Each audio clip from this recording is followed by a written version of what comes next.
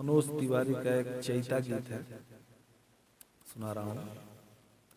हर चैत के मास बड़ा जीवडाहन, बिरहल नारी जरे तन डोले, अदेर सबेर जो आए बालम, छुअत तन मन हौले हौले।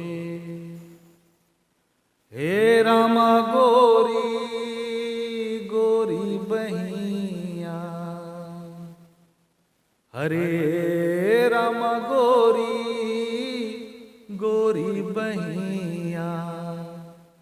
हे हरी हरी चूड़िया हे राम हो चैता मासे, हरी हरी चूड़िया हे राम हो चैता मासे।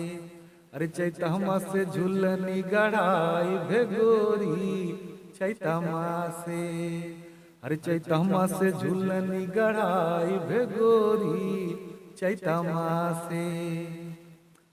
हरे रामा जुल्मी तोरी अखिया, हरे रामा जुल्मी तोरी अखिया।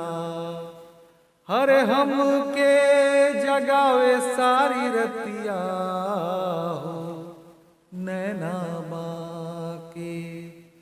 हरे रामा सूती ले हम खरिहानी, हरे रामा सूती ले हम खरिहानी।